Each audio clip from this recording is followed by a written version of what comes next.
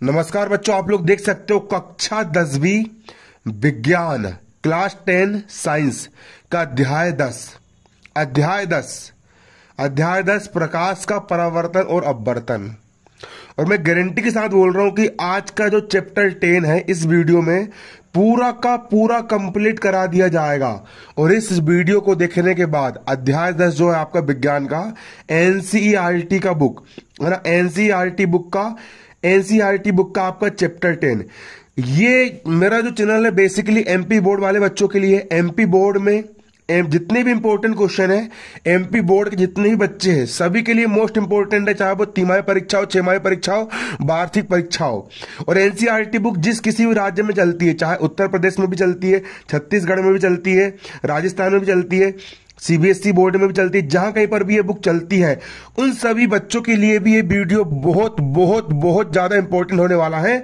और क्योंकि इस वीडियो में संपूर्ण अध्याय में एक ही वीडियो में पढ़ाने वाला हूं पूरे के पूरे इंपॉर्टेंट क्वेश्चन। और मैं इस बात का पूरा दावा कर सकता हूं कि इस वीडियो को देखने के बाद कक्षा 10वीं विज्ञान का अध्याय 10 के लिए आपको ना तो कोई दूसरा वीडियो देखना पड़ेगा, और ना ही किसी से कोचिंग लेनी पड़ेगी, और ना ही किसी से समझना पड़ेगा। बस ना आपको किसी दूसरे से कुछ नहीं पढ़ना, बस आप इस वीडियो को देख लीजिए। इस वीडियो में जो जो क्वेश्चन बताए गए हैं उनको आप लिख सकते तो आप लिख लीजिए, या आप स्क्रीनशॉट ले सकते हो, आप स्क्रीनशॉट ले लीजिए।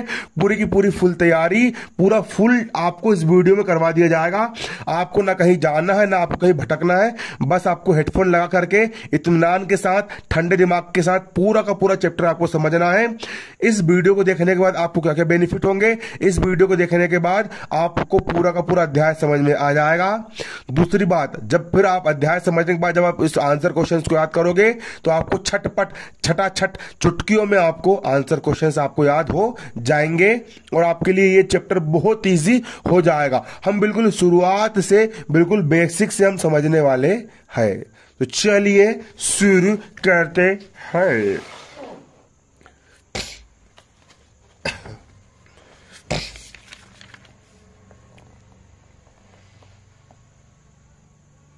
तो आप देख सकते हो बच्चों, अध्याय 10 प्रकाश परावर्तन तथा अपवर्तन। यह अध्याय पूरा का पूरा हम खत्म करेंगे आज, ठीक है। पूरे क्वेश्चंस, बुक के अंदर के जो आंसर क्वेश्चंस वगैरह है वो हम बाद में करेंगे। पहले हम दूसरे वाले आंसर क्वेश्चंस हम तैयार करेंगे, ठीक है। और पूरा का पूरा इस अध्याय को हम करेंगे, एंड करेंगे आज के इस वीडियो में।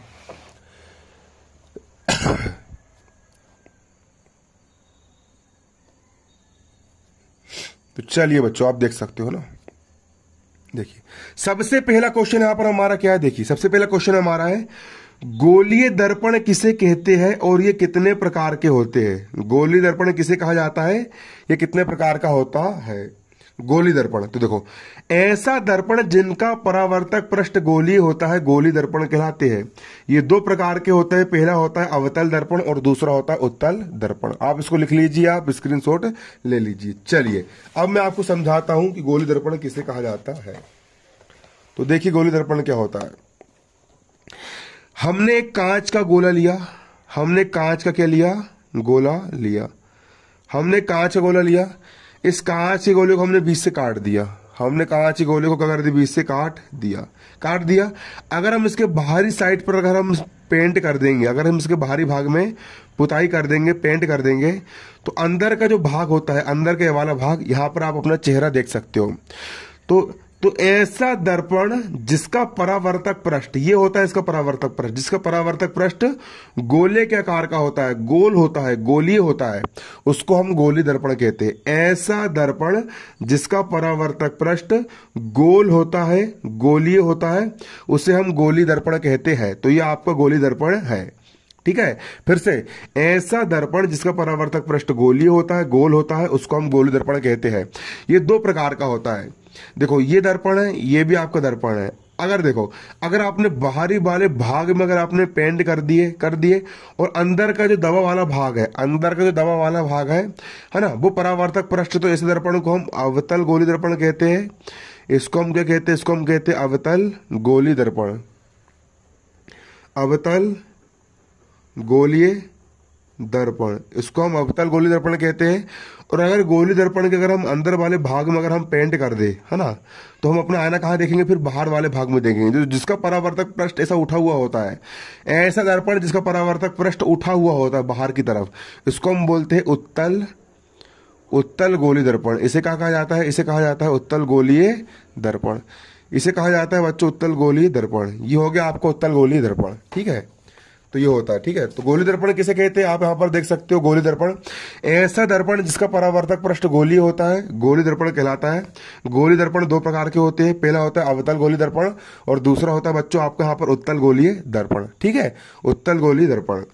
अगला क्वेश्चन मोस्ट इंपोर्टेंट है, 2020 में आ चुका है क्वेश्चन, यहां पर आप देख सकते हो क्या है ना। अब किस पेपर में आया, जो एमपी बोर्ड के 2020 वाले पेपर में आ चुका है ना। आवर्धन को परिभाषित करो। आवर्धन किसे कहा जाता है बच्चों, आवर्धन को अंग्रेजी में पता है क्या कहते हैं, आवर्धन को अंग्रेजी में जूम कहते हैं। जैसे कि मोबाइल में कोई पिक्चर होती है, हम कैमरा को जब हम जूम करते हैं तो हमको जो हमारी जो वस्तु होती है उसको हमको बहुत बड़ा बड़ा आकार दिखता है ना, हम कैमरा जूम करते हैं। जैसे देखो इस मोबाइल का कैमरा मैंने जूम कर दिया, मतलब कि मैंने आवर्धन कर दिया, और मैंने फिर जूम आउट कर दिया ना, तो ऐसा जूम करना, इसको हम बोलते हैं जूम करना है, फिर आवर्धन करना हम इसको कहते हैं। तो आवर्धन या जूम किसे कहा जाता है, आवर्धन करना किसे कहते हैं या जूम करना किसे कहते हैं, इसको परिभाषित करो। आवर्धन को परिभाषित कीजिए। आवर्धन किसे कहते हैं, आवर्धन को परिभाषित कीजिए। आवर्धन, आवर्धन, आवर्धन किसे कहते हैं, किसी प्रकाशिक युक्ति द्वारा उत्पन्न आवर्धन। किसी प्रकाशिक युक्ति, जैसे कि प्रकाशिक युक्ति, जो कोई भी प्रकाशिक युक्ति, जैसे कि लेंस हो गया, दर्पण हो गया, या फिर टेलीस्कोप हो गया जिससे हम ग्रह को देखते हैं, फिर कैमरा वगैरह हो गया, ये सब प्रकाश की युक्तियां होती है, सूक्ष्मदर्शी वगैरह हो गया। किसी प्रकाशिक युक्ति द्वारा उत्पन्न आवर्धन, मतलब कि उत्पन्न जूमिंग करना ना।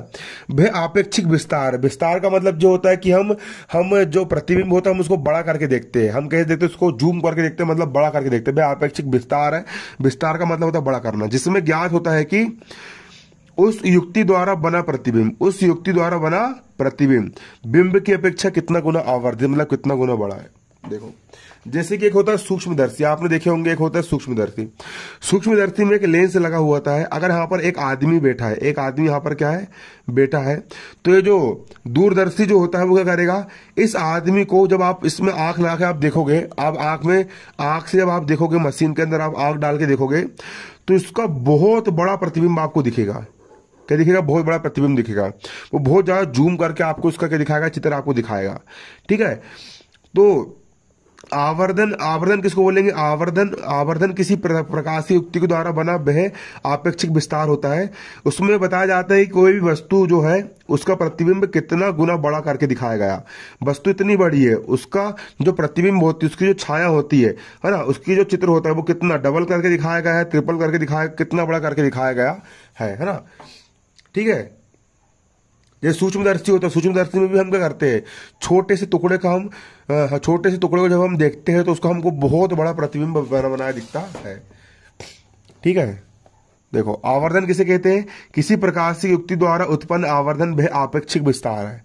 किसी प्रकाशिक युक्ति द्वारा उत्पन्न आवर्धन वह आपेक्षिक विस्तार है, जिसमें ज्ञात होता है कि उस युक्ति के द्वारा, उस मशीन के द्वारा बना प्रतिबिंब, बना जो प्रतिबिंब है, प्रतिबिंब मतलब छाया है ना, बिंब की अपेक्षा मतलब जो वास्तव में जो वस्तु है, वास्तव में जो आदमी है ना, उसकी अपेक्षा कितना गुना आवर्धित, मतलब कितना बड़ा उसका प्रतिबिंब बनाया गया है ना, ठीक है, ठीक है। बना जो प्रतिबिंब की जो ऊंचाई है वो बिंब की ऊंचाई से कितनी गुना है। तो आवर्धन एम बराबर क्या होता है, आवर्धन एम बराबर होता है प्रतिबिंब की ऊंचाई एच रेस बटे बिंब की ऊंचाई एच, है ना। आवर्धन क्या होता है, आवर्धन जूम बराबर क्या होता है, प्रतिबिंब की ऊंचाई, प्रतिबिंब की ऊंचाई मतलब प्रतिबिंब मतलब जो आपने जो उसको जूम कर रहे हो, आपने कितना गुना कर रहे हो, है ना। प्रतिबिंब की ऊंचाई डबल है, ट्रिपल है, चौवाल है, कितनी है प्रतिबिंब की ऊंचाई बटे बिंब की ऊंचाई। असली में वस्तु की ऊंचाई कितनी थी, असल में वस्तु की हाइट कितनी है, असल में वस्तु की ऊंचाई कितनी है, दोनों का जब हम अनुपात निकालते तो आपका आवर्धन निकल करके आ जाता है कि वस्तु का जो प्रतिबिंब बना है वो 1 गुना बना है, 2 गुना बना है, 3 गुना बना है, कितने गुना आवर्धित है, ठीक है, कितने गुना आवर्धित है। अगला क्वेश्चन आप यहां पर देख सकते हो। अगला क्वेश्चन यहां पर आपका क्या है, अगला क्वेश्चन जो है बच्चों आपको मोस्ट इंपोर्टेंट है, आपका त्रैमासिक परीक्षा में पूछा जा चुका है। तो क्वेश्चन आपको क्या है, अपवर्तनांक से क्या समझते हैं। अपवर्तनांक किसे कहा जाता है या अपवर्तनांक से क्या समझते हो। अपवर्तनांक और माध्यम में प्रकाश की चालों में क्या संबंध है? अपवर्तनांक किसे कहते हैं? अपवर्तनांक तो इसको समझेंगे। अपवर्तनांक एक माध्यम के सापेक्ष दूसरे माध्यम का अपवर्तनांक पहले माध्यम में प्रकाश की चाल और दूसरे माध्यम में प्रकाश की चाल के अनुपात के बराबर होता है। ठीक है, आपके पास दो माध्यम है, मैं आपको इसको चित्र के माध्यम से समझाता हूं। आप यहां पर मेरी कॉपी में देख सकते हो, आपके पास दो माध्यम है। कितने माध्यम? दो माध्यम। पहला माध्यम है कांच का, आपके पास कांच का गुटका रखा हुआ है। आपके पास किसका गुटका रखा है? कांच का। और दूसरा माध्यम है हवा का। यहां पर क्या भरी हुई है? यहां पर आपकी हवा भरी हुई है, भरी हुई हवा। तो जब प्रकाश को हम कांच के अंदर गुजारते हैं, जब हम प्रकाश की किरण को कांच के अंदर जैसे डालेंगे तो प्रकाश की जो चाल रहेगी, स्पीड रहेगी, वो थोड़ी कम ज्यादा हो जाएगी। फिर जैसे कांच के अंदर प्रकाश की चाल कुछ और होगी। अगर मान चलो ये पानी है तो पानी के अंदर प्रकाश की स्पीड कुछ और होगी। हो सकता है कांच के अंदर प्रकाश की रफ्तार थोड़ी धीमी हो जाएगी, है ना। जैसे कि हम जब साइकिल चलाते, तो हम जब टेकड़ा चढ़ते हैं तो टेकड़ा में हमारी स्पीड स्लो हो जाती है, उसी प्रकार कांच के अंदर प्रकाश की स्पीड स्लो हो जाएगी। फिर पानी के अंदर उसकी स्पीड थोड़ी और बढ़ जाएगी, फिर हवा में उसकी स्पीड और तेज हो जाती है।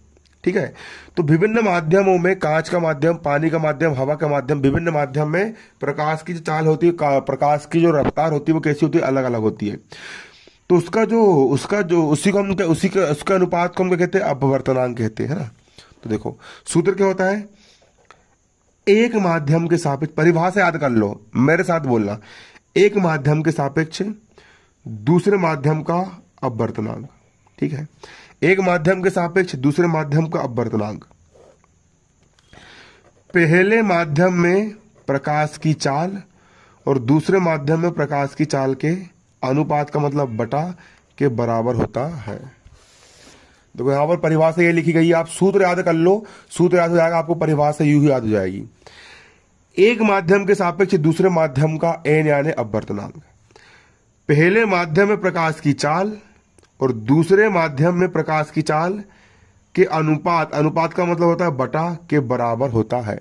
ये लिखा है, एक माध्यम के सापेक्ष दूसरे माध्यम का अपवर्तनांक, एक माध्यम के सापेक्ष दूसरे माध्यम का अपवर्तनांक पहले माध्यम में प्रकाश की चाल, आप देख सकते हो पहले माध्यम में प्रकाश की चाल और दूसरे माध्यम में प्रकाश की चाल, दूसरे माध्यम में प्रकाश चाल के अनुपात, अनुपात मतलब बटा के बराबर होता है। इस अनुपात को, ये जो अनुपात होता है, इसे ही अपवर्तनांक, अपवर्तनांक क्या? सापेक्ष अपवर्तनांक कहते हैं। क्या कहते हैं इसको? हम सापेक्ष अपवर्तनांक कहते हैं। ये क्या है आपका? सापेक्ष अपवर्तनांक होता है। इसे क्या कहा जाता है? इसे सापेक्ष अपवर्तनांक कहा जाता है। इसे ही हम सापेक्ष अपवर्तनांक कहते हैं। देखिए बच्चों, हमारा अगला क्वेश्चन क्या है? निरपेक्ष अपवर्तनांक किसे से आप क्या समझते हो? सापेक्ष अपवर्तनांक में अलग अलग माध्यम होते हैं, कोई भी माध्यम ले सकते हैं। पहला माध्यम आप कांच का ले लीजिए, दूसरा आप जल का ले लो। पहला माध्यम आप किसी का भी ले सकते हो, लेकिन जो निरपेक्ष अपवर्तनांक होता है ना, दोनों की परिभाषा सेम है, लेकिन निरपेक्ष अपवर्तनांक में क्या होता है कि देखो सापेक्ष अपवर्तनांक में पहले माध्यम के सापेक्ष करते हैं, है ना, लेकिन निरपेक्ष अपवर्तनांक में हमेशा वायु का ही माध्यम लिया जाता है। ठीक है, जब किसी माध्यम का अपवर्तनांक वायु के सापेक्ष ज्ञात करते, किसके सापेक्ष ज्ञात करते हैं? वायु के सापेक्ष। आप कांच का माध्यम ज्ञात कर रहे हो किसके सापेक्ष? वायु के सापेक्ष। आप जल का माध्यम का निकाल सकते हो वायु के सापेक्ष, है ना।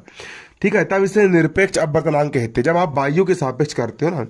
जब किसी माध्यम का अपवर्तनांक वायु के सापेक्ष किया जाता है, या फिर आप परिभाषा ऐसी बना सकते हो कि किसी माध्यम का वायु के सापेक्ष अपवर्तनांक, है ना।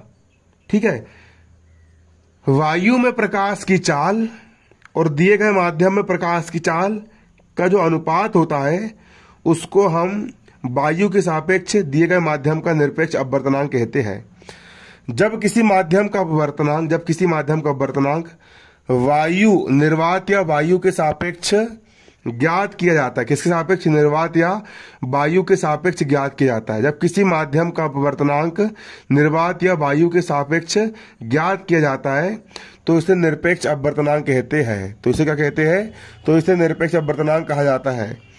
जब किसी माध्यम का अपवर्तनांक निर्वात या वायु के सापेक्ष ज्ञात किया जाता है, जब किसी माध्यम का अपवर्तनांक निर्वात या वायु के सापेक्ष ज्ञात किया जाता है तब इसे निरपेक्ष अपवर्तनांक कहते हैं। इसे क्या कहते हैं? इसे निरपेक्ष अपवर्तनांक कहा जाता है। अगला क्वेश्चन यहां पर आप देख सकते हो। अगला क्वेश्चन यहां पर हमारा क्या है? लेंस की क्षमता से क्या समझते हो, इसका मात्रक क्या है? लेंस की क्षमता से आप क्या समझते हो? लेंस की क्षमता किसे कहते हैं और इसका मात्रक क्या होता है? या लेंस की क्षमता को परिभाषित करो। लेंस की क्षमता से आप क्या समझते हो? देखो ना, देखो मतलब लेंस जो होता है, लेंस किसको बोलते हैं? सबसे पहले आपको ये पता होना चाहिए। आपने देखे होंगे, आपके यहाँ लैब में भी रखा होगा, एक कांच का इस टाइप का ऐसा बना हुआ रहता है, ठीक है ना? ये कांच का ऐसे आकार का एक आकृति होती है, उसको हम लेंस कहते हैं। तो ये जो लेंस होता है इसे हम क्या कहते हैं? इसे हम लेंस कहते हैं। तो लेंस की क्षमता से आप क्या समझते हो, या लेंस की क्षमता आपकी क्या होती है? ये हो गया आपका लेंस, ये हो गया आपका क्या? लेंस हो गया। तो इस लेंस की क्षमता से आप क्या समझते हो? लेंस की क्षमता किसे कहा जाता है हम वो समझेंगे। तो देखिए हम पढ़ेंगे लेंस की क्षमता से आप क्या समझते हो। लेंस की क्षमता देखो, किसी लेंस के द्वारा, किसके द्वारा? किसी भी लेंस के द्वारा प्रकाश किरणों का अभिसरण या अपसरण करने की मात्रा को उसकी क्षमता के रूप में व्यक्त करते हैं। आप लोगों ने देखे होंगे बच्चों, आपके पास टॉर्च होगी। टॉर्च में क्या होता है?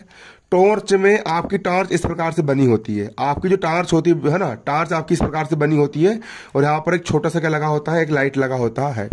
इस लाइट के सामने एक ऐसा का लेंस लगा होता है, ठीक है? तो ये जो लेंस होता है ना, या फिर आपने गाड़ी का लाइट देखे होंगे, गाड़ी के लाइट में भी सामने ऐसा लेंस लगा होता है। ये क्या करता है? ये प्रकाश जो होता है, लाइट जो होता है, उसको फैला देता है, पूरा फैला देता है, ताकि हमको रोड का जो लाइट होता है वो अच्छा चौड़े रूप में हमको दिख सके। तो लेंस की क्षमता हम उसको कहते हैं कि कोई लेंस प्रकाश को कितनी मात्रा में फैलाती है, कितनी मात्रा में फैला सकती है ना, उसको भी हम क्या कहते हैं? उसको हम बोलते हैं लेंस की क्षमता। या फिर एक लेंस ऐसी होती है बच्चों जो लाइट को क्या करती है? बहुत जगह से आने वाली लाइट को एक बिंदु पर केंद्रित कर देती है और एक लेजर लाइट बनाती है। और लेजर लाइट जो होता है वो बहुत लंबे दूर तक जाता है। आप लोगों ने देखे होंगे खेलने के लिए लाल रंग का लेजर लाइट आता है, तो उसको हम बोलेंगे लेंस की क्षमता। क्या बोलेंगे? लेंस की क्षमता। कि कोई भी लेंस प्रकाश की किरणों को कितनी अधिक मात्रा में फैला सकती है या कैसे एक ही बिंदु पर केंद्रित कर सकती है, उसको हम क्या कहते हैं? लेंस की क्षमता कहते हैं। आप यहां पर देख सकते हो क्या कहते हैं? लेंस की क्षमता, ठीक है? किसी लेंस द्वारा प्रकाश किरणों का अभिसरण या अपसरण करने की मात्रा को उस लेंस की क्षमता के रूप में व्यक्त करते हैं। संख्यात्मक सूत्र होता है, लेंस की मीटर में व्यक्त फोकस दूरी के व्युत्क्रम को लेंस की क्षमता कहते हैं। मीटर में मापी गई फोकस दूरी का व्युत्क्रम, व्युत्क्रम का मतलब होता है 1 का बटा। सूत्र से पढ़ो, मीटर में मापी गई फोकस दूरी का व्युत्क्रम लेंस की क्षमता कहलाता है। क्या बोला मैंने? मीटर में मापी गई जो फोकस दूरी होती है उसका हम उल्टा कर दे, 1 के बट्टे में हम बोलते व्युत्क्रम। मीटर में मापी गई फोकस दूरी का व्युत्क्रम लेंस की क्षमता कहलाती है। और लेंस की क्षमता का मात्रक क्या होता है? लेंस की क्षमता का मात्रक होता है डायोप्टर डी होता है। लेंस की क्षमता का मात्रक क्या होता है? डायोप्टर डी होता है। मीटर में मापी गई फोकस दूरी का व्युत्क्रम लेंस की क्षमता कहलाती है और लेंस की क्षमता का मात्रक डायोप्टर डी होता है। आप यहां पर देख सकते हो, आप यहां पर देख सकते हो, ठीक है?